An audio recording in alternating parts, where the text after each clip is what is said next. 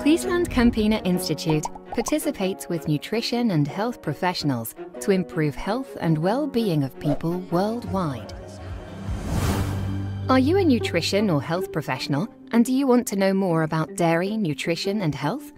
Visit frieslandcampinainstitute.com or our social media for insights, tools and videos on dairy, nutrition and health.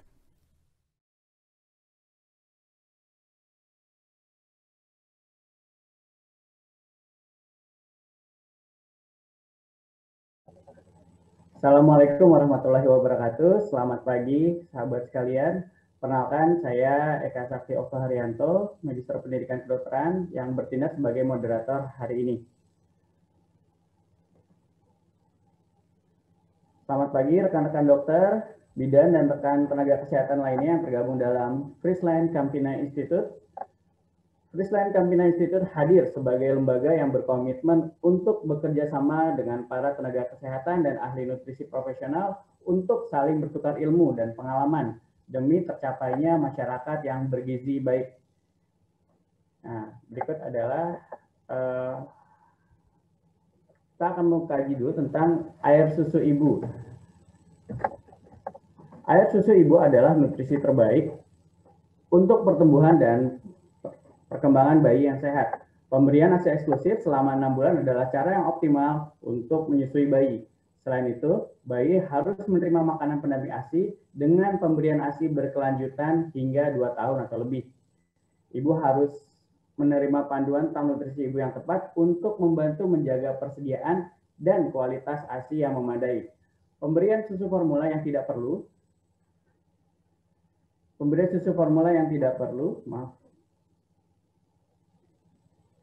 sebagian atau bahkan seluruhnya, atau makanan atau minuman pelengkap lainnya dapat berdampak negatif pada proses pemberian ASI yang mungkin tidak dapat diubah ke depannya. Ibu harus berkonsultasi dengan dokter dengan mempertimbangkan implikasi sosial dan juga keuangan sebelum memutuskan untuk menggunakan pengganti ASI atau jika mengalami kesulitan menyusui. Instruksi penggunaan, persiapan, penyimpanan, penggantian ASI atau makanan dan minuman pelengkap lainnya harus diikuti dengan hati-hati. Ingat, karena penggunaan yang tidak tepat ataupun yang tidak perlu dapat menimbulkan bahaya kesehatan. Pagi ini adalah webinar kedua Friesland Campina Institute yang diadakan di Indonesia. Topik kali ini adalah alergi protein susu sapi dan intoleransi laktosa. Sebagaimana kita ketahui, alergi protein susu sapi dan intoleransi laktosa adalah dua kondisi yang berbeda. Keduanya butuh penanganan dan solusi nutrisi yang berbeda. Nah, untuk membedah kedua hal ini telah hadir bersama kita narasumber spesial Profesor Dr. Badriul Hegar, spesialis anak konsultan PhD. Mungkin bisa ditampilkan? Ya. Profesor Hegar, bagi rekan-rekan yang nanti akan mengajukan pertanyaan kepada Profesor Hegar adalah staf di Pediatri Gastroenterohepatologi di RSCM dari tahun 1995 hingga dengan sekarang. Sejak 2017, beliau adalah direktur dari IMERI, Indonesia Medical Education and Research Institute. Baik, bagi rekan-rekan yang ingin mengajukan pertanyaan, nanti kita bisa tulis pada fitur Q&A. Silakan bagi Bapak Ibu menuliskan dalam fitur Q&A dengan format sebelumnya harus sama, nama, underscore alamat email, underscore pertanyaan. Seperti itu. Seperti pada running text yang ada di bawah. Pertanyaan yang terpilih akan mendapatkan merchandise menarik dari Friesland Campina. Konfirmasi pengiriman nanti akan dilakukan melalui email. Nah, selamat pagi, Prof. Hegar. Selamat pagi, baik Dr. Eka. Alhamdulillah sehat, Prof. Sehat, alhamdulillah. Baik, silakan Prof. Menyampaikan materi dulu sebelum kita akan ada tanya jawab tentang alergi protein susu dan sapi dan juga intoleransi laktosa, Prof. Silakan, Prof. Baik, saya izin share dahulu ya.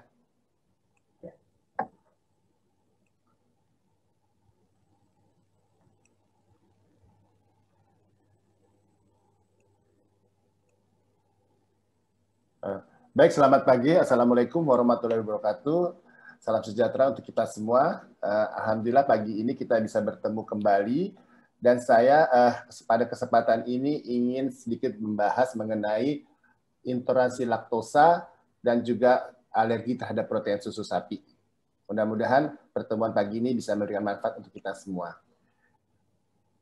Alergi protein susu sapi dan intoleransi laktosa adalah dua hal yang sering kita temukan di lapangan dan tidak jarang membuat kita sebagai dokter atau tenaga kesehatan juga bingung, ya. Karena pada kenyataannya keduanya ada dua hal yang berbeda.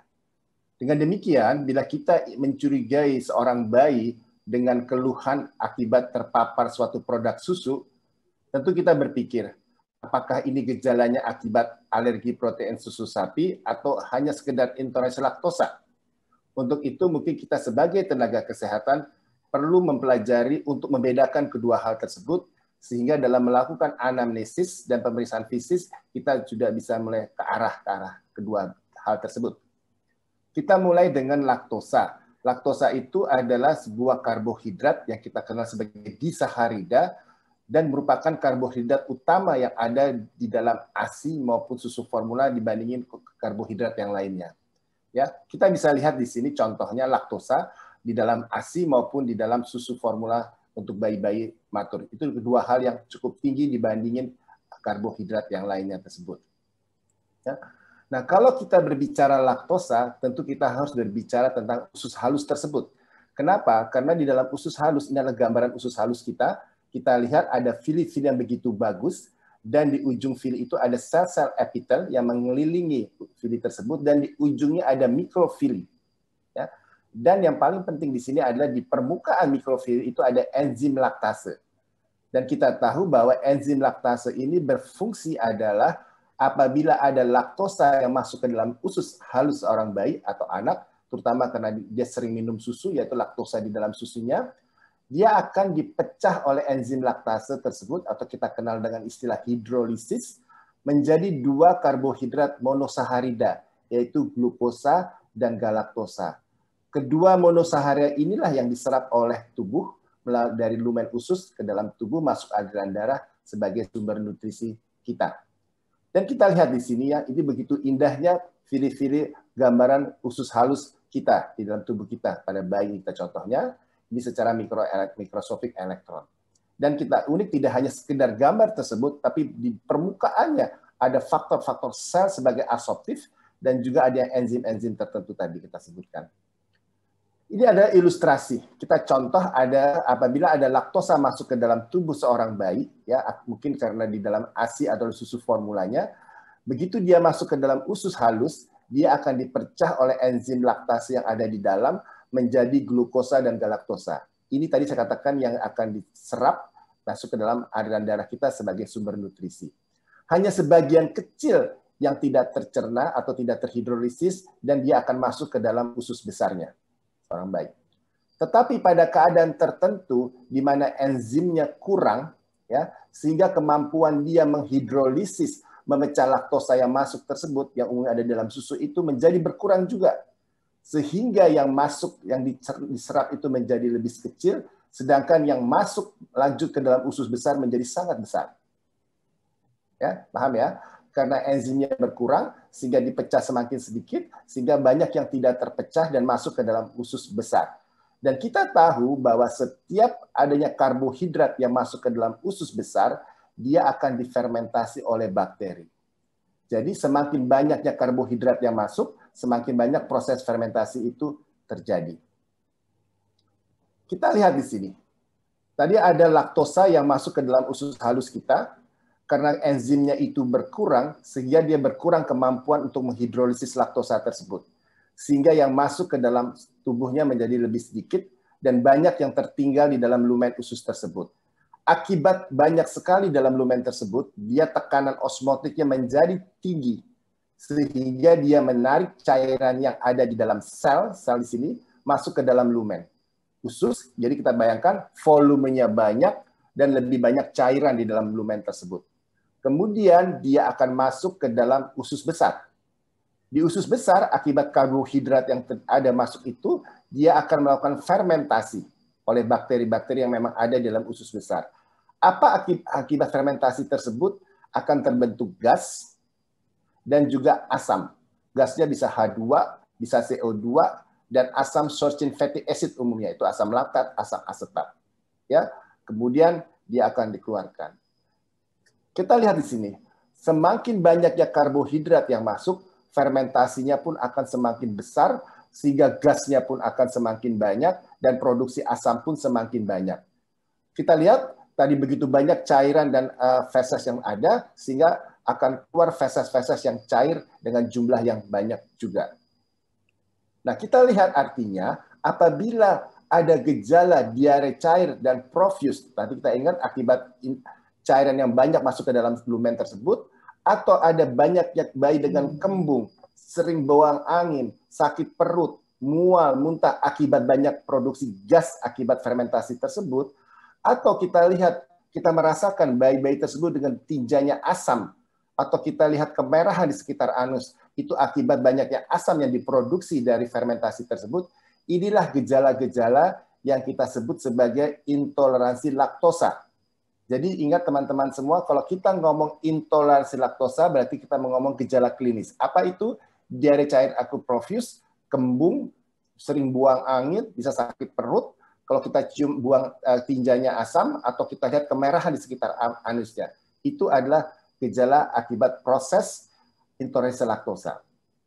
Jadi teman-teman, kalau kita lihat kembali bahwa intoleransi laktosa berarti dia berhubungan dengan enzim laktase. Berarti dia berhubungan dengan kekurangan enzim laktase di dalam ususnya tersebut. Jadi kita ingat, dia kekurangan menghidrolisis, masuk besar sebagian besar karena usus halus, terjadilah fermentasi dengan berbagai gejala tersebut. Nah, saya ingin mencoba berbagi sedikit satu hal yang sangat menarik ya. Kita berbicara tentang defisiensi laktase. Defisiensi laktase itu ada yang kita sebut sebagai primer, yaitu bisa kongenital, bisa developmental, maupun genetik. Kita lihat di sini, apa sih yang dimaksud dengan kongenital? Artinya si bayi itu lahir, atau pada saat bayi itu di dalam kandungan, produksi enzim laktase sangat rendah. Dan terus rendah sepanjang hidupnya. Artinya apa? Kita bisa bayangkan bahwa saat bayi atau mungkin sampai dia lebih besar, dia akan selalu bermasalah dalam melakukan hidrolisis laktosa bila masuk ke dalam tubuhnya. Akibatnya enzimnya selalu berkurang sepanjang hidupnya. Ini mungkin, tetapi kejadian ini sangat kecil sekali dan hampir kita jarang sekali menemukan di lapangan.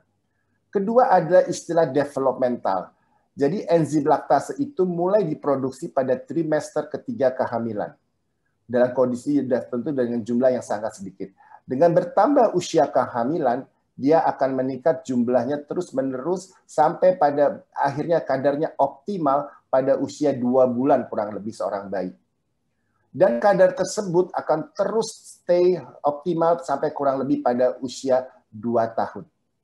Nah, kita lihat di sini, pada saat dia trimester kehamilan dan baru optimal pada usia 2 bulan, sehingga pada usia saat lahir, kita lihat bahwa enzim kadar laktasenya ini masih sangat rendah, masih rendah, belum optimal. Artinya wajar juga ya, kalau seorang bayi memperlihatkan gejala intoleransi laktosa, karena enzimnya masih kurang, sehingga sementara minuman utamanya adalah ASI atau susu formula yang karbohidrat utamanya adalah laktosa. Jadi ini yang kita sebut sebagai intoleransi transient, ya, normal pada usia bayi tersebut. Tapi menjadi tidak normal pada usia di atas 2 bulan. Ya. Kemudian kita lihat, ya, ini disebut developmental, dia berkembang. Kemudian ada yang namanya istilah genetik. Ya. Pada usia 2 tahun, kurang lebih 2-3 tahun, pada bayi-bayi, pada anak-anak dari golongan Caucasian, Amerika Utara, Eropa, dan sebagainya, kadar enzim itu terus tinggi sampai mereka usia dewasa. Tetapi unik pada negara-negara Asia, termasuk Indonesia, dia kadar enzimnya mulai berturun secara bertahap mencapai kadar yang sangat rendah pada usia dewasa.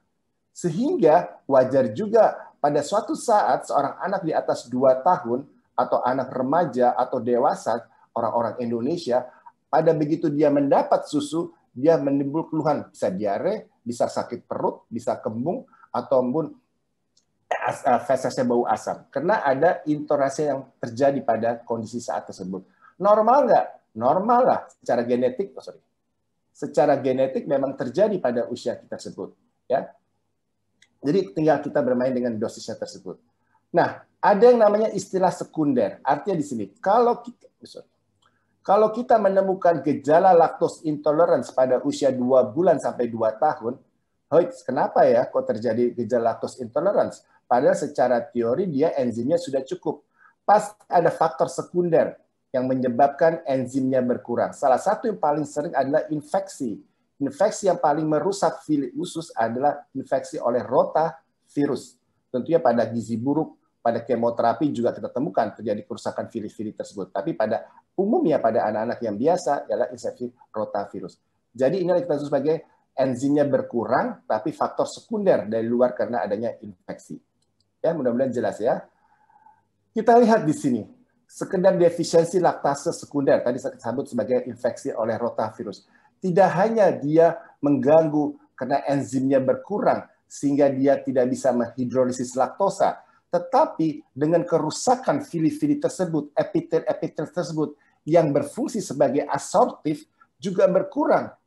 Bisa kita bayangkan bahwa infeksi rotavirus itu tidak hanya mengganggu proses hidrolisis laktosanya, juga kemampuan absorpsinya pun menjadi terganggu. Meskipun dia untuk beberapa saat, tapi pada periode tersebut tentu tidak baik pada seorang bayi. Nah, tadi saya ingatkan kembali, yang tadi saya terangkan tersebut kita berbicara klinis, yang kita sebut sebagai intoleransi laktosa. Kita sering juga mendengar istilah namanya malabsorpsi laktosa.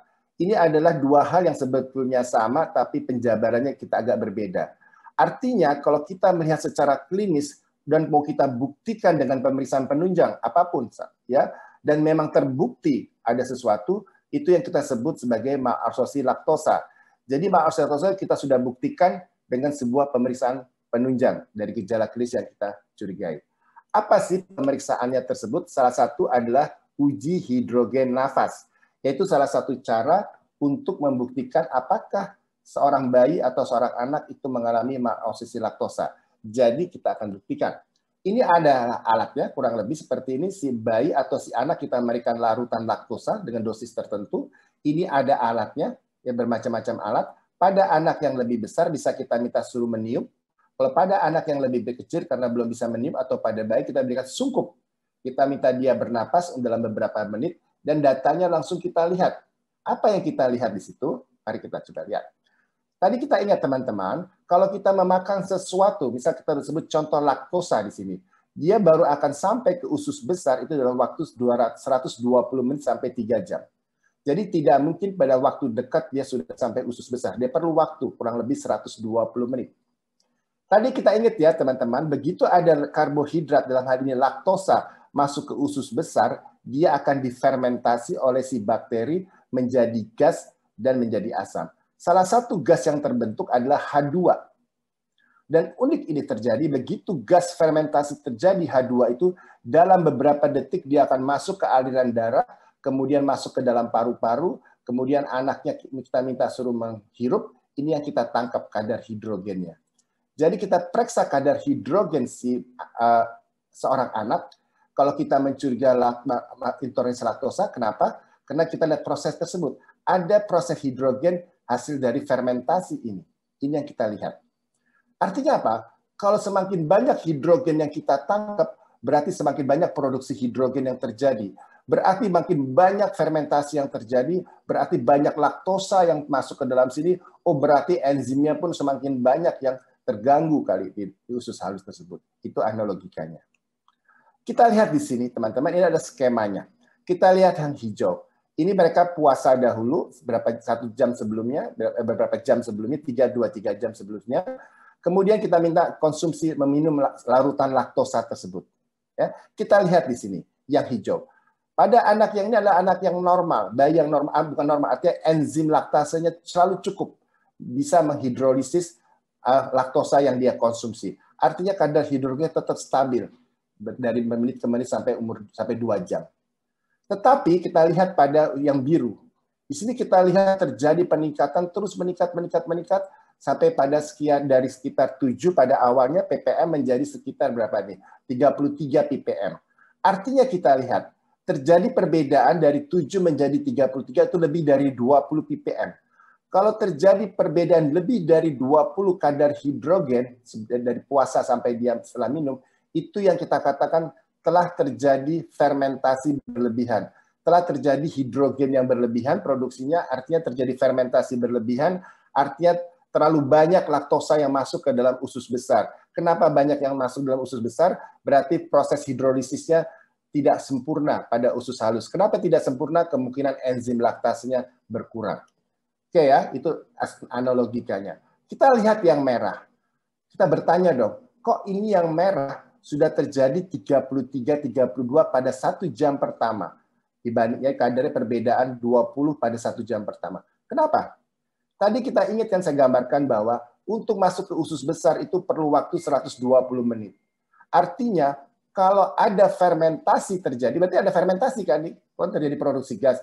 Kok ada fermentasi terjadi pada 60 menit? Berarti kan secara teori laktosa ini belum sampai usus besar. Dia masih di usus halus dong. Wis, warning buat kita. Sudah terjadi fermentasi di usus halus, berarti ada bakteri dong di usus halus. Seharusnya usus halus itu kan relatif steril. Oh, berarti banyak sekali bakteri di usus besar yang bertranslokasi masuk usus halus. Ini yang kita sebut sebagai overgrowth bakteri. Terjadi bakteri yang berlebihan pada usus besarnya sehingga masuk ke usus halus sehingga sudah melakukan fermentasi. Tentu hal ini kita perlukan antibiotika ya, kurang seperti itu. Nah, bagaimana sih di Indonesia? Ini satu hal yang sangat menarik, teman-teman. Pada tahun 71 dilakukan penelitian pada anak preschool, didapatkan 72% anak preschool itu mengalami lactose intolerance. Hal yang sama saya lakukan pada 1997, saya hanya mendapatkan 21% pada usia yang sama. Wih, menarik sekali ya terjadi penurunan. Apa yang menyebabkan hal ini? Apakah karena sudah menjadi kebiasaan dengan 20 tahun berbeda, kebiasaan minum susu, tersensitasi secara terus-menerus, sehingga mengubah faktor genetik seorang anak? Tentu itu perlu kita perhatikan. Tapi apa yang terlanjut data selanjutnya? Kita lihat, ternyata benar, kejadian malabsorpsi laktosa semakin bertambah dengan bertambahnya usia. Kita lihat pada usia ini SD 60 sekian persen, pada usia SMP sekitar 73%, dan pada anak usia SMA sekitar 90%. Artinya, pada anak usia dewasa atau remaja ini, pada 90% yang kita periksa itu mengalami malabsorpsi laktosa waktu kita berikan larutan laktosa. Artinya 90% orang dewasa Indonesia kemungkinan mengalami malabsorpsi laktosa. Normal nggak atau abnormal nggak ini? Kalau kita lihat ngomong genetik, tidak apa-apa, memang secara genetik kita seperti ini. Artinya, apakah kita harus tidak minum laktosa atau kita bagaimana caranya? Tidak usah. Seperti saya kalau minum 1 gelas susu, saya tidak apa-apa. Tapi kalau pada saat bersamaan saya minum 2 gelas, saya akan mules. Saya akan guruk-guruk perutnya. Berarti saya timbul gejala lactose intolerance dengan dos tersebut. Kalau saya ingin tetap minum susu, saya kurangin saja dosis susunya sehingga laktosanya pun berkurang. Ini satu contoh menarik yang saya berbagi waktu saya sekolah, saya bersama teman saya melakukan tes hidrogen napas tersebut. Satu tentu orang Belanda, satu orang Indonesia ya saya. Kita lihat, si orang Belanda ini yang si hijau, dia begitu sama-sama dites dengan laktosa, dia tetap sama. Kadar hidrogen stabil terus sampai 120 menit. Apa yang terlihat pada diri saya? Saya dalam waktu sekian langsung tinggi, naik 120 ya. Sehingga saya terjadi ini yang saya katakan, saya terbukti bahwa terjadi lebih dari 20 ppm dalam 120 menit, berarti saya ada malabsorpsi laktosa, berarti terhadap hidrogen berlebihan, ada fermentasi berlebihan, berarti ada laktosa yang masuk berlebihan ke dalam usus, ada proses hidrolisis yang nggak benar di usus halus, kemudian enzim laktase saya kurang. Ya, nggak apa-apa. Saya memang secara genetik, saya demikian. Dan saya ingat banget waktu itu guru saya mengatakan, pada saya waktu itu, Hegar, muka kamu boleh saja kayak bule, tapi usus kamu tetap Asia, dia bilang gitu. Jadi berarti saya sebagai orang Asia normal, tapi kalau sebagai orang bule saya tentu menjadi tidak normal. Nah, tetapi teman-teman ingat, uji hidrogen napas ini tidak pernah kita periksa untuk membuktikan apakah ada lactose intoleran pada diare cair akut. Kenapa? Karena pada diare cair akut terhadap hiperperistaltik, sehingga hidrogen yang terbentuk itu sangat kemungkinan besar ikut keluar dari usus tersebut sebagai dengan feses, sehingga kalau kita periksa kemungkinan ada false negatif, maka tidak menjadi familiar untuk kita periksa. Kalaupun kita ingin memeriksa, kita membuktikan pada kita periksa saja feses tinjanya. Ya, biasanya akan keluar warnanya, konsistensi. Oh, ada lendir. Kalau ada lendir, kemungkinan kita boleh berpikir bakteri. Oh, ada darah, bisa infeksi, bisa alergi. Leukosit ini menjadi faktor panatognomonik. Bila kita temukan leukosit lebih dari 10 per LPB, ini khas kita menuju ke arah infeksi bakteri yang invasif. Kalau eritrositnya positif, bisa infeksi, bisa alergi. Tentu kita lihat gejala yang lain. Bakteri positif 1, positif 2 tidak langsung korelasi dengan infeksi. Bakteri positif 2, bila dia tidak patogen, tidak menyebabkan leukosit lebih dari 10, tidak apa-apa. Nah, kalau kita ingin melihat lactose malabsorption, biasa kita melihat asam pH-nya. pH-nya kurang dari 7, atau kita periksa laktos, gula, didapat positif. Ini kalau kita temukan adanya mendukung adanya lactose intolerance. Tetapi teman-teman, kalau kita mendapatkan anak di bawah 3 tahun gejala lactose intolerance, pikir aja langsung kita ini rotavirus kemungkinan. Ya, karena infeksi rotavirus 70%. Kita lihat aja prosesnya. Dia akan berkurang dalam waktu 3-5 hari. Kalau tidak berkurang, baru kita berpikir melakukan pemeriksaan penunjang. Ya. Bagaimana dengan susu yang diberikan kepada bayi tersebut apabila kebetulan dia tidak mendapat ASI eksklusif? Saya ingin memperlihatkan data. Ini pada anak diare dengan diare dehidrasi berat. Dia coba membandingkan antara laktosa dengan susu yang low laktos, direndahkan saja. Kita lihat tidak terdapat, hampir semua tidak terlihat perbedaan bermakna. Artinya pada dehidrasi berat, kita berikan laktos sama low laktos sama-sama nggak ada bedanya. Bagaimana kalau dehidrasi berat kita bandingkan yang laktos dengan free laktos? Kita lihat perbedaan sangat bermakna. Artinya kalau pada dehidrasi berat, kita satu kelompok pakai laktos, satu kelompok free laktos. Ternyata mendingan kita kasih free laktos. Karena terlihat perbedaan volume dan frekuensi yang berkurang dibanding kalau hanya kita berikan laktos. Bagaimana dengan mild atau to moderate dehydration? Kita berikan laktos langsung free laktos. Tidak ada begitu banyak perbedaan yang bermakna. Sehingga pada mild atau moderate, kita mungkin tidak perlu langsung memberikan free laktos sebagai tata laksana. Bagaimana kalau gitu anjuran kita? Jadi kalau kita mempunyai acute watery diarrhea, ya, dan kita lihat ini merupakan gejala sebagai lactose intolerance, klinisnya tadi kita ingat, mau apa nih? Kita mau standar atau mau kasih free laktos?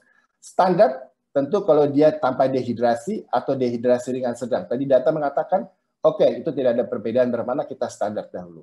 Free laktos jelas kalau dia dehidrasi berat. Tetapi kita tetap masih bisa memberikan free laktos itu bila meskipun dia tanpa dehidrasi atau ringan sedang dehidrasi, tapi kita melihat gejala lactose intolerance sangat signifikan. Artinya apa? Kita lihat eritema anatomnya pantat sampai lodo, merah banget. Kita lihat dia kembung sekali, sangat profuse sekali. Ini cukup berat.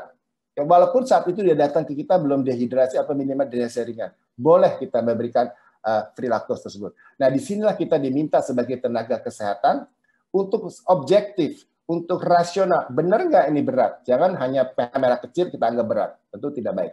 Kalau kita anggap berat baru kita berikan. Ya. Oke, kemudian kedua, kita bagaimana dengan komilek protein alergi itu sendiri. Ya, kita lihat teman-teman, pada bayi terutama di bawah usia 4 bulan atau 6 bulan, kita kenal bayi itu antara sel dengan satunya itu terbuka, tight junction. Ini sering dilihat pada bayi-bayi yang belum matang, bayi-bayi yang masih usianya masih di awal-awal bulan pertama. Hal ini sama juga seperti pada bayi-bayi yang terinfeksi tadi kan dia rusak ininya. Akibatnya apa bayi-bayi tersebut? Karena ini secara fisiologi seperti ini. Artinya apa yang dia minum si bayi secara whole protein yang harus dicerna-cerna terus bisa sebagian masuk loh. Sebelum sempat tercerna dia masuk. Begitu juga molekul-molekul besar yang harus dipecah-pecah dulu, dicerna dahulu, dia begitu masuk saja karena tidak sempat terpecah atau terhidrolisis. Bahkan bakteri-bakteri patogen yang belum sempat berkompetitif, dia sudah keburu masuk ke dalam aliran darah, ke dalam organ-organ dan sebagainya. Sehingga wajar seorang bayi itu sangat mungkin sangat mungkin kemungkinan dia mengalami alergi, mengalami gangguan digesti dan absorpsi, bahkan juga kemungkinan mudah mengalami infeksi. Apalagi pada kondisi tersebut, sistem imun seorang bayi itu masih belum matang. Dari berbagai jenis makanan yang dianggap sebagai faktor sebagai penyebab alergi pada bayi, kita tahu susu sapi, protein susu sapi merupakan salah satu yang paling banyak dilaporkan. Dan kita tahu bahwa 2% sampai 7% bayi mengalami co-milk protein alergi pada tahun pertama kehidupannya bayi ya. Dan 60% mereka semua memperlihatkan gejala saluran cerna. Saya mungkin lebih bicara ke saluran cerna karena saya memang bidang ilmunya di situ. Jadi kita bayangkan, jadi kalau 2% bayi datang ke kita dengan gejala diare, rinitis, kulit dan sebagainya, boleh kita berpikir 2% dari mereka adalah kemungkinan co-milk protein alergi. Dan 60% dengan manifestasi saluran cerna. Ini ada dua clue dari kita bahwa apabila ada dua gejala yang kita duga sebagai gejala alergi, apakah itu saluran cerna disertai gangguan kulit, atau itu gangguan saluran cerna disertai gangguan respiratori, itu sangat mendorong kita. Jangan-jangan ini benar, gejala ini adalah gejala co-milk protein alergi. Jadi sangat mendukung kita apabila dua organ terkena sebagai manifestasi gejala. Kalau kita bicara alergi, tentu kita bicara eksklusif breastfeeding. Tadi telah disampaikan oleh Dr. Eka di awal, bagus sekali. Jangan lupa teman-teman, eksklusif breastfeeding ada gold standard kita. Apa artinya gold standard tersebut? Kita harus memberikan ASI eksklusif kepada bayi-bayi kita di bawah usia 6 bulan tanpa melihat riwayat diet ibu. Tanpa melihat riwayat sakit ibu. Artinya begini, meskipun ibunya alergi, di dalam keluarga alergi, si bayi itu tetap kita berikan ASI eksklusif, tidak perlu merestriksi ibu selama si bayi tidak ada keluhan. Gitu. Ya, jangan kita tergoyang, kita mau kasih eksklusif, saya alergi, oh berarti saya tidak makan susu sapi dan sebagainya. Tidak boleh. Ya, itu nanti akan kita berbicara lain bila ada gejala pada si bayi tersebut. Konsekuensinya apa tadi disampaikan saya sambung Dr. Eka tadi. Artinya kalau kita memberikan makanan apapun kepada seorang bayi, harusnya kalau kita gold standarnya seperti itu, tidak boleh dong kita memberikan sesuatu kepada bayi, memberikan keluhan atau memberikan rasa efek yang lebih daripada ASI eksklusif tersebut. Harusnya jauh lebih bagus atau minimal sama sesuai dengan gold standard. Nah, itulah menjadi pemikiran kita pada semua ilmuwan, semua industri untuk selalu memberikan yang aman kepada bayi-bayi sebagai makanan alternatif. Human milk ASI itu kita lihat dia kolostrumnya perlu kita ambil karena dia sumber maturasi dari saluran cerna tersebut. Di dalam juga ada sekretariat IgA sebagai sistem imun, dia juga menghambat supaya patogen-patogen itu tidak nempel pada usus kita. Saya bukan ahlinya, tapi saya hanya ingin menggambarkan kepada teman-teman. Kita kenal reaksi alergi, ada non-IgA, ada yang IgA, dan antar gabungan keduanya. Kalau kita ngomong saluran cerna, diare berdarah, kita langsung berpikir ini non-IgA. Ya, bisa proktitis di daerah sigmoid, ada sigmoid kolon, ada usus halus, maupun usus halus kolon juga itu. Tetapi kalau non-IgA ini reaksi lambat, makannya sekarang, reaksinya bisa 2 hari kemudian. Kalau dia IgA, memang ada 1-2 kita saluran cerna diare akut, tapi umumnya sih non saluran cerna. Nah, kalau gabungannya biasa tuh keluhan-keluhan esofagitis atau di lambung dan sebagainya. Nah, kalau karena sebagian besar kalau dia diare berdarah ada non-IgA, ini problem kita di lapangan. Ya, delay onset artinya terpapar sekarang baru bereaksi 2 hari kemudian. Mekanismenya alergi tidak sebagus dengan IgA, kita tidak terlalu tahu. Sehingga sulit sekali untuk mendiagnosisnya tes alergi apa yang mau kita lakukan. Yang ada pun ternyata tidak tervalidasi untuk keluhan-keluhan non-IgA tersebut. Sehingga teman-teman kalau menemukan gejala kita duga sebagai gejala alergi protein susu sapi dengan diare berdarah, diare kronis, ya, kita lakukan seperti ini. Kita lakukan eliminasi, restriksi beberapa saat, kemudian kita challenge kembali. Ya, tapi memang kadang-kadang sulit bagi kita karena kita kadang harus mendetek 2 hari terakhir dia makan apa. Gitu. Tetapi karena pada bayi kita anggap susu sapi sebagai penyebab paling sering kita restriksi itu dahulu. Ya, tes-tes lain tidak kita lakukan teman-teman untuk non-IgA karena tadi validasinya kurang dan juga memberikan hasil yang kurang baik. Jadi tidak kita melakukan tes alergi pada diare cair akut yang berdarah, yang berlendir, yang kita duga sebagai gejala alergi susu sapi. Ini ada, saya kasih contoh gejala yang akutnya pada diare, pada gejala alergi susu sapi. Biasa timbul 1-2 jam, diawali dengan mual, vomiting, adult kemudian diikuti oleh diare. Memang sulit saya katakan. Kita apalagi negara infeksi, kita langsung berpikir rotavirus gitu. Silakan teman-teman berpikir rotavirus aja dahulu. Karena itu paling tinggi resikonya. Nanti kita lihat 3-4 hari, 3-5 hari, kok nggak respon ya? Lalu kita berpikir, apakah itu bakteri atau faktor yang lain? Oke, silakan teman-teman periksa tes lengkap. Oh, tidak ada tanda-tanda infeksi patogen nih. Kita lihat ada alergi nggak dalam keluarganya. ada gejala alergi nggak di organ lain? Kalau iya, 7 hari belum sembuh, boleh kita berpikir kemungkinan alergi. Saya anjurkan jangan dahulu diare akut itu kita pikirkan alergi, karena sangat-sangat akan jadi terlalu berlebihan. Nah, bagaimana dengan yang lainnya? Yang tadi yang di bawah. Jadi kalau keluhannya adalah diare. Kita ngomong adalah sigmoid, proktitis, atau kolon dan sigmoid yang terkena. Ini seringkali kita lihat pada bayi-bayi usia 2 bulan pertama. Si bayi terlihat sehat, happy-happy saja, tapi airnya selalu berlendir berdarah. Biasanya kita dapatkan pada bayi-bayi yang memang mendapat ASI eksklusif karena dari konsumsi ibunya. Kita bisa melihat jelas sekali ada darahnya, ada lendirnya. Begitu kita stop, kalau kita anggap sebagai ini susu sapi, kita stop, dia akan cepat hilang. Keluhannya kembali ke baik. Dan biasanya dia akan sembuh pada anak ini pada usia 1-2 tahun. Dan kalau kita endoskopi, kita dapatkan erosi eosinofil yang banyak pada paparan tersebut. Tapi kita tidak melakukan endoskopi sebagai hal yang rutin. Kita lakukan eliminasi dahulu. Kalau kita menemukan usus halus, bila dia mengenakan usus, nah sama tadi seperti lactose intolerance. Ada usus halus yang terkena proses reaksi alergi, inflamasi. Artinya ada kerusakan juga kan di ujung-ujungnya, sehingga wajar. Kalau ujungnya kerusak, enzim yang paling ujung ada laktase pasti terganggu juga, selnya hilang tadi ingat, jadi proses absorpsi pun akan terganggu. Biasanya kalau kena usus halus dan berlangsung lama kita lihat tuh, kok bulan ini naiknya udah nggak bagus ya seperti biasanya. Walaupun anaknya masih kelihatan happy-happy, tidak seperti infeksi. Boleh kita curigai. Nah seringkali kalau cukup berat kerusakan pada usus halus sehingga proteinnya banyak yang lolos. Sehingga tidak jarang bayi datang dengan sedikit odem, kita lihat sedikit asites, bahkan pun anemia. Nah, umumnya ini seringkali reaksi silang selain terhadap susu sapi, juga terhadap soya dan berbagai makanan-makanan lainnya. Ya. Nah, kita lihat kedua, maaf. Tadi kita ingat ya, tadi pertama kolon, kedua usus halus. Ini sekarang lebih parah lagi nih. Kita bisa lihat gambarannya seperti ini. Dia kena usus halus dengan kolon. Ini pasti berat reaksinya. Pasti diare berdarah-darah, banyak anaknya sudah gagal tumbuh, dan sangat besar reaksi cross reaksinya dengan soya. Ya, sehingga kita sudah menghindarkan berian soya tersebut. Ini menjadi masalah utama dalam alergi, dan biasanya kalau kita mau men-challenge, kita harus hati-hati perhatian dengan kita dengan baik.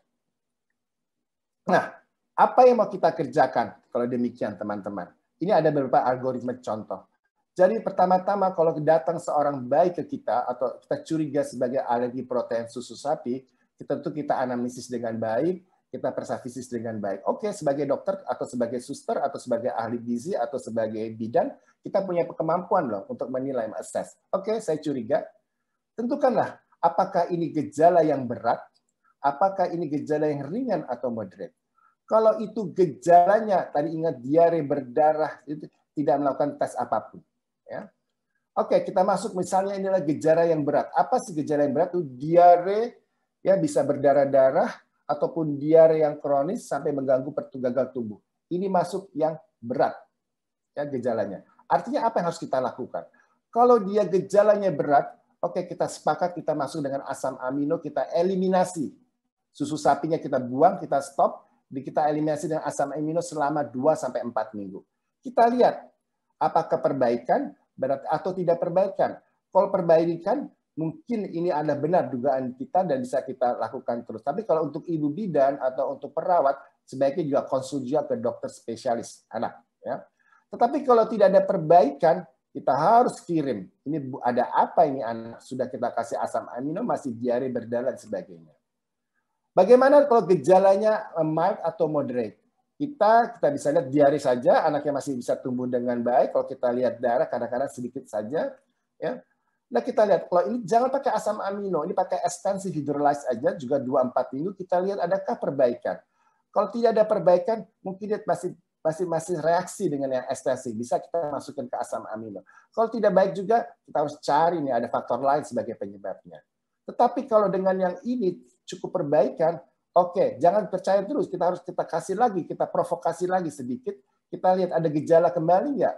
Apabila timbul gejala kembali, berarti benar. Anak ini adalah alergi terhadap susu sapi dan harus kita eliminasi susu sapi, protein tersebut sampai minimal 6 minggu sampai usia 1 tahun kemudian. Minimal 6 minggu atau paling tidak sampai usia 1 tahun. Kenapa 1 tahun? Karena 67% alergi susu sapi akan sembuh pada usia 1 tahun. Nah ini penting sekali teman-teman. Jangan kalau kita, oke ibu kita eliminasi segala protein susu sapi. Jangan berharap kita eliminasi sekarang dalam 3 hari lagi dia akan sembuh. Perlu waktu. Umumnya dia minimal 2 minggu. Tapi kalau gejalanya yang tadi yang non IgA tadi, dia perlu kadang-kadang perlu sampai 1 bulan. Jadi kita mengeliminasinya minimal 2 minggu. Kalau dia terlihat perbaikan tapi belum sembuh, kita bisa 7 sampai 4 minggu. Di situ kita perlu kasih orang tua, ibu jangan berharap ya akan terlihat perbaikan dalam 3 hari. Kalau nggak dia akan kejar-kejar kita terus. Kok nggak sembuh? Kita harus terangkan. Ya, minimal harus 2 minggu. Nah, challenge-nya juga demikian, bisa kecil-kecil. Kalau reaksi tipe berat, waktu datangnya sampai ODEM, kita kecil-kecil 0,1, tapi kalau hanya diarenya bisa kita mulai dari 1, 3, 10, 30, dan sebagainya. Ya. Nah, jadi kalau demikian, mudah-mudahan yang pengantar saya bisa meyakinkan kepada kita bahwa lactose intolerance dan co-milk protein allergy adalah tidak sama. Gejala klinisnya bisa sama, karena sama-sama merusak usus, tetapi sumbernya beda. Akibat tata laksana pun juga berbeda. Apa yang bisa saya sampaikan pada presentasi saya ini? Satu pertama, ya kita berpikir co-milk atau lactose intolerance. Kita lihat triggernya apa sih membedakan. Satu, dia pasti ada reaksi alergi, di mana ya kalau sistem imun itu bereaksi terhadap protein yang dia konsumsi dan memang akan mengancam sebagai gejala tersebut. Jadi triggernya adalah protein susu sapi kena reaksi imunologi, ya. Sehingga si tubuh membuat respon, berbagai macam respon, termasuk histamin dan sebagainya, sehingga timbullah gejala-gejala alergi. Dan kalau kita ngomong tadi diare, bisa diare, tapi tidak bisa diare juga loh. Bisa ada konstipasi, regurgitasi, dan sebagainya. Bagaimana dengan lactose intolerance? Dia ini terjadi karena dia tidak kemampuan si usus menghidrolisis laktosa, karena memang enzimnya berkurang sama sekali pada saat tersebut. Ya. Sehingga enzim itu akan si laktosa itu akan masuk ke dalam usus, tadi kita ingat akan difermentasi oleh bakteri, timbullah gejalanya. Gejalanya apa? Tadi diare, gas atau feses yang berbau asam. Jadi mungkin sama-sama diare tapi mekanisme yang berbeda. Kedua, siapa sih kalau kita mendapatkan kalau kita problemnya gitu, begitu minum susu atau dairy product langsung kita berpikir begitu ada reaksi alergi atau lactose intolerance. Jadi kalau alergi umumnya terjadi tadi katakan 2-7% pada bayi. Gitu. Kemudian 70%, 60% akan sembuh pada usia 1 tahun. Kemudian bertahap dia akan sembuh, tinggal 20% pada usia 2 tahun, sekitar 4% sekitar usia 3-5 tahun. Jadi dia akan berkurang. Ya? Oke. Kalau lactose intolerance gimana? Tadi kita kelihatan bahwa sebagian besar bayi usia sampai 2 bulan akan transient lactose intolerance karena usianya, karena enzimnya tersebut. Oke. Dia cukup tinggi malah dia sebetulnya. Kalau tadi hanya 2%, ini cukup tinggi. Kedua, setelah 3 bulan, dia normal terus. Hampir tidak ada gejala apa-apa seharusnya. Sedangkan kalau si bayi alergi ada gejala. Kalau dia ada gejala, kita pikirkan ada faktor sekunder sebagai penyebabnya. Simptomnya apa? Ya, karena dia adalah, kalau kita lihat sama loh. Ada gas, ada diare, ada kembung, ada rasa nyeri, juga ada bunyi grog, akhirnya nausea. Sama dua-duanya memberikan gejala tersebut. Tetapi kalau co-milk protein allergy, karena dia melibatkan sistem imun, maka sangat mungkin ada gejala-gejala lainnya, yaitu tadi atopi, dermatitis atopi, pilek-pilek, atau batuk. Tadi saya katakan, begitu ada 2 gejala, saluran cerna dan atopi, sangat mendorong kita untuk kemungkinan co-milk protein allergy. Ya. Dan jumlah kecil pun juga bisa memberikan reaksi kalau reaksi alergi. Bagaimana dengan lactose intolerant? Ya, alergi simptom nggak kelihatan, dia hanya diare-diare aja. Kita tidak bisa melihat adanya dermatitis atopi, dia tidak kita lihat bergabungan bersama pilek-pilek dan sebagainya. Dia hanya lactose intolerant murni akibat enzim yang kurang. Ya, tetapi dia dose tolerate. Artinya apa tadi kalau pada anak yang lebih besar? Dia tidak bisa 1 gelas, mungkin setengah gelas bisa. Kalau alergi protein susu sapi sekecil apapun dia akan bereaksi. Ya. Bagaimana mendiagnosisnya? Tadi kita ingat kalau co-milk protein allergy dengan diare berdarah berlendir, kita adalah eliminasi dan provokasi, restriction dan challenge 2 minggu sampai 4 minggu. Kalau lactose intolerance bisa hiperhidrogen test dengan kekurangan tidak boleh pada diare akut atau stool test seperti biasa. Tetapi ini hanya kalau perlu, karena lactose intolerance kita mendiagnosis secara klinis. Kalau kita treat secara klinis, tidak respon dalam 3-5 hari, boleh kita berpikir yang lain, kita tes stool hanya ada nggak infeksi atau tidak. Kita jarang membuktikan, hanya sekedar ingin tahu lactose intolerance dengan stool test. Kita cukup klinis. Bagaimana management? Tentunya tadi kita katakan eliminasi dan provokasi. Tentu kalau yang lactose intolerance adalah kita mengurangi atau mengeliminasi selama proses itu terjadi. Kalau selama infeksi, oke, kita akan eliminasi, kita decreasing atau kita eliminasi. Tetapi umumnya hampir tidak pernah sampai terus-menerus memerlukan lactose free pada bayi-bayi tersebut. Oke, demikian Dr. Eka, mudah-mudahan bermanfaat. Waalaikumsalam warahmatullahi wabarakatuh. Baik, terima kasih Prof. Heger. Ternyata memang sudah dari sejak ketika fellowship ya, Prof di University of Amsterdam sudah main untuk H2. Ya. Terima kasih Prof. Ada beberapa yang sudah masuk pertanyaannya Prof. Terkait dengan pertama dari Roni Tamba. Pada keadaan ibu menyusui yang over milk supply, sering bayi mengalami gejala intoleransi laktosa. Nah, bagaimana Prof manajemennya? Apakah ada parameter yang khusus yang harus diwaspadai pada keadaan ini? Kalimat di awal putus deh, Dr. Eka. Kalimat yang di awal apa sih? Pada keadaan ibu menyusui over milk supply, sering bayi mengalami gejala intoleransi laktosa, Prof. Ya, baik, betul. Manajemennya seperti apa dan juga apa yang harus diwaspadai parameternya, Prof? Betul, kalau ada over milk, jadi berarti overfeeding ya. Artinya jelas ya, tidak usah overfeeding. Dalam jumlah tertentu saja kemungkinan terjadi lactose intolerance pada usia 2 bulan pertama cukup besar. Apalagi 1 bulan pertama, karena enzimnya kurang. Ya, kemampuan dia menghidrolisis enzim yang ada pada ASI. Apalagi kalau dia overfeeding, flow-nya banyak, sangat besar kemungkinan terjadi. Artinya mungkin pandai-pandai kita sebagai dokter, sebagai tenaga kesehatan menyampaikan, biasa saya tuh lepas dulu sebentar. Jadi jangan loading dulu masuk ke dalam usus halus. Ya kan dia nge-loading tuh, ke lambung masuk ke usus halus. Begitu terlalu banyak, kemampuannya terganggu, pasti ada yang lolos juga banyak. Kita biasa kita tahan dulu. Berapa lama tidak ada aturannya, bisa tergantung rakusnya situasi bayi. Bisa 5 menit kita tahan dulu, atau rata-rata sih 10 menit kita tahan dulu. Jadi kan Dr. Eka.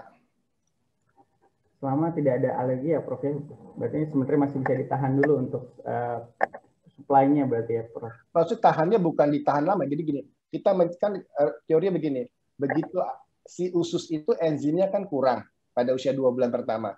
Dalam kondisi formula biasa aja kita berikan dengan 150 ml dibagi 8 kali ya, itu kemungkinan lactose intolerance terjadi. Apalagi pada bayi-bayi yang oversupply ya, yang kita berikan rakus banget feeding, berarti kan jumlahnya sangat banyak sekali, sehingga kemungkinan tidak kemampuan menghidrolisis sangat besar sekali. Bagaimana sih kita menguranginya? Nah, masa kita mau kita encerkan nggak mungkin dong, kan gitu kan? Salah satu mengurangi loadingnya. Ya, salah satu triknya adalah kita stop dulu sebentar, biar dia turun aja dulu.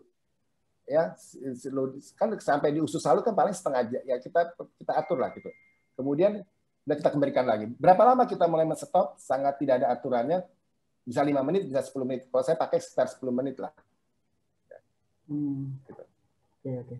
Baik Prof, terima kasih. Kemudian ada pertanyaan selanjutnya dari Sitri Badriah. Apa saja faktor yang menyebabkan terjadinya infeksi rotavirus pada anak, Prof? Dan apakah intoleransi laktosa akibat infeksi rotavirus ini dapat dipulihkan dalam waktu tertentu seperti pada defisiensi laktosa primer, Prof? Oke, kalau infeksi rotavirus jelas terinfeksi ya, memang di mana-mana ada virus rotavirus kan, bergantung daya tahan tubuh dan sebagainya, seorang anak bisa terinfeksi atau tidak terinfeksi. Dan rotavirus itu umumnya menginfeksi inisiasinya pada usia di 3 bulan pertama. Nah, tadi saya katakan bahwa infeksi rotavirus memang tuh paling bakteri juga, infeksi bakteri maupun rotavirus sama-sama merusak loh feedingnya, tapi si rotavirus itu merusaknya luar biasa gitu. Sehingga jelas sekali gejala lactose intolerance terlihat pada infeksi rotavirus. Nah, bisa nyembuh nggak? Bisa. Karena kan dia akan sembuh dengan, kan tadi saya gambar tadi kan regenerasi terus terjadi tuh, dia rusak dia terjadi, dia rusak dia terjadi. Nah, pada rotavirus itu biasa terjadi pada berapa lama? Kan 5-7 hari, masih boleh lah 5-7 hari. Kalau 7 hari tidak sembuh, kita harus berpikir yang lain. Di situ Anda boleh fesas dan sebagainya. Dan kalau 5 hari, ya sudah kita bermain saja dengan cegah dehidrasi. Kalau dia tidak ada lactose intolerance yang berat, klinisnya tetap susu yang biasa, ASI tetap biasa diberikan, tidak usah di stop, tidak usah istirahat dan sebagainya, seperti alamiah saja. Dia akan kembali gitu. Nah, di sini salahnya. Kita perlu regenerasi si epitel usus itu kan. Nah, seringkali janganlah kita mengurangi volume susunya, mengencerkan susunya, atau malah nggak diminumin beberapa saat karena takut diare. Begitu kita kurangi kalorinya, nutrisinya, epitelisasi kan terganggu juga. Akhirnya epitelisasi untuk mencepat memperoleh penyembuhan pun akan terganggu. Kurang lebih seperti itu. Dr. Eka, sudah terjawab ya? Sangat jelas, Prof. Pertanyaan selanjutnya dari Dr. Sherry. Ada 2 pertanyaan, Prof. Yang pertama, apakah ada cara untuk meningkatkan enzim laktase dalam tubuh? Kemudian yang kedua, untuk laktosa intoleransi ini, apakah dengan bisa kita adaptasi, artinya harus dibiasakan dengan mengkonsumsi produk laktosa, itu bisa jadi lebih baik atau malah bisa jadi lebih buruk? Ya, baik. Pertanyaan bagus nih, pertanyaan menarik sekali pertanyaan. Pertama, satu, apakah kita bisa menaikkan laktose intoleransi? Enzim laktase. Artinya kalau yang dimaksud dengan enzim laktase dinaikkan, kita hidup sehat, kita itu kayaknya enggak ya. Tapi bukan menambahkan kita kasih suplemen ya, tentu bukan ya. Artinya tidak ada. Itu memang secara genetik seperti itu, Dok. Artinya dia akan bertahap naik, stabil tinggi, kemudian turun lagi. Yang menarik itu pertanyaan kedua. Apa bisa nggak sih kalau kita kasih terus-terus dia jadi yang tadinya intoleransi menjadi toleransi? Itu pertanyaan menarik dan menjadi pertanyaan saya juga. Kenapa? Kayaknya sih bisa, iya bisa, tapi perlu data ya. Tapi datanya masih belum kuat. Kenapa? Pertanyaan timbul pada saya, waktu sama dengan jenisnya yang sama pemeriksaannya pada tahun 71, itu 78% laktose intoleransi pada anak di bawah 5 tahun loh. Dengan cara yang sama kita lakukan pada tahun 1997, berarti berapa tuh? 20 sekian tahun ya, 30 tahun, kita lakukan, kita hanya mendapatkan 20 sekian persen, 23%. Apakah 30 tahun ini, apa sih yang terjadi? Oh mungkin kalau zaman dahulu mungkin jarang sekali anak minum susu dengan baik, gitu. Makan makanan tertentu dengan, apakah dengan disuplai dengan baik, sebaliknya dia berubah? Nggak tahu jawabannya. Tapi suatu pertanyaan menarik. Tetapi ada satu cerita dalam satu textbook, ada seorang Jepang, ya, dia tinggal, orang Jepang sama lah kita di Asia kan, tapi dia sejak lahir dia tinggal di Amerika. Dia hidup pola secara Amerika, jadi makan susu, makan daging, makan keju segala macam. Beberapa penelitian menarik, diikuti sampai beberapa generasi. Dari sekian generasi berikutnya berubah semua. Dia periksa DNA, dia periksa gennya. Jadi berubah benar-benar secara genetik, dia ikutin pola. Artinya sepertinya bisa loh berubah, tapi tentu perlu waktu puluhan tahun gitu, perlu ratusan tahun untuk melihat. Tadi kan saya contoh kasus seorang Jepang. Tapi kalau kita mendapatkan satu kebijakan, tentu harus lebih banyak data. Tapi itu mungkin loh, mungkin juga bisa terjadi. Pertanyaan menarik, maka saya katakan. Saya sih, kalau saya data di saya menariknya beda 30 tahun kok bisa beda ya gitu. Itu apa? Ada sesuatu nggak sih yang berubah dalam 30 tahun ini gitu? Makasih. Baik, Prof. Pertanyaan menarik tadi. Apakah enzim laktase ini malah bisa dinaikkan dengan konsumsi suplemen, Prof? Kalau suplemen vitamin dan sebagainya nggak ada. Ya, memang syarat ini ada yang produksi enzim laktase. Itu diberikan sebetulnya enzim laktase diberikan. Tapi beberapa negara tidak rekomendasi, hanya Inggris yang pakai. Tapi itu digunakan pada kolik infantil. Karena salah satu dicegah kolik infantil itu adalah kekurangan laktase, di mana terjadi produksi gas meningkat pada usia 2 bulan pertama, yang anak direwel sekali. Maka pada bayi-bayi tertentu dikasih suplemen laktase. Tapi bukan untuk selamanya, untuk mengurangi kekurangan kolik aja. Tetapi beberapa negara belum menyetujui, hanya Inggris yang memberikan rekomendasi, yang lain tidak menggunakan. Dan itu belum ada di Indonesia juga, dan saya rasa nggak usah kita kasih untuk hanya transfer laktose intoleransi ini, gitu kan. Sayang ya. Kan itu alamiah kita bermain aja, tarik ulur memberikannya. Ya, siap, Prof. Kemudian ada pertanyaan lagi tuh, tadi ada dari Roni tambah lagi, apakah ada perbedaan terkait dengan laktosa yang dalam ASI atau dalam susu formula? Nah, seberapa perlu penggunaan sulfur free laktosa pada diare gaziness, Prof? Atau efek sampingnya? Baik, kalau kita lihat pasti ya gini, kan gold standar kita ASI. Pasti begitu dia memproduksi susu formula, dia mirip-miripin lah ke si ASI itu, walaupun tidak bisa 100% mirip pada ASI. Ya, salah satu yang salah satu adalah laktosa. Laktosa itu baik di hewan maupun di susu di kita sama-sama tinggi gitu. Ya, dia mencoba memodifikasi dari susu sapinya menjadi susu formula yang siap dipakai untuk masyarakat. Ya, secara garis besar itu mirip sama aja. Untuk kita ngomong laktosa ya, bukan yang lainnya. Nah, artinya apa? Kedua, apakah perlu kita berikan bebas laktosa atau tidak? Tadi saya sudah sampaikan bahwa kalau diarenya tanpa dehidrasi atau ringan aja atau ringan sedang, kita tidak kayaknya secara data kurang mendorong untuk memberikan langsung kita berikan bebas laktosa. Apalagi kalau dia ASI eksklusif, kita mau apakan atau sampai tahan sebagai itu nggak usah. Ya. Nah, yang terbukti secara data adalah pada dehidrasi berat dengan asumsi feedingnya begitu rusak sehingga kemampuan enzimnya begitu minimal untuk menghidrolisis. Oke, jadi itu yang harus kita free lactose. Tetapi kalau dehidrasi berat, ingat pasti dia dirawat kan? Dia dirawat di infus. Nah, berarti waktu awal-awal nggak pakai minum dong, orang dia belum bisa minum. Nah, begitu 3 jam pertama dia begitu rehidrasi, dia mau minum, nah Anda boleh kasih bebas laktosa aja dulu sampai 5 hari. Kalau dia dapat susu formula. Kalau dia ASI eksklusif, tetap ASI eksklusif Anda jedah-jedahin aja supaya tadi loadingnya nggak berlebihan. Kenapa? Walaupun tinggi ya ASI laktosa, tapi ASI itu ada hal lain yang nggak bisa ada di susu formula, zat antibodinya, Secretoria IgA-nya, bifidobakternya, itu kan nggak ada digantikan. Jadi tetap kita perlukan gitu ya. Tetapi tadi saya katakan, meskipun dia dehidrasinya ringan atau tanpa dehidrasi, tapi kita lihat pantatnya tuh merah banget sampai lecet-lecet gitu. Berarti kan loading si laktosnya terlalu banyak, fermentasi berlebihan, mungkin belum dehidrasi dia. Atau dia kembung banget karena gasnya banyak, guru perutnya gitu. Kesian dong, membuat bayi merasa tidak nyaman. Boleh kita kasih free lactose untuk sementara. Karena dia rotavirus paling kita perlu 5-7 hari kembali lagi ke susu biasa. Nah, teman-teman, disinilah kita sebagai tenaga kesehatan menilai mana sih yang berat, mana sih yang ringan, mana yang nggak apa-apa. Jangan yang semua yang ringan itu jadikan berat sehingga agar melegalkan kita memberikan free lactose. Gitu. Kedua, satu lagi saya ngomong free lactose.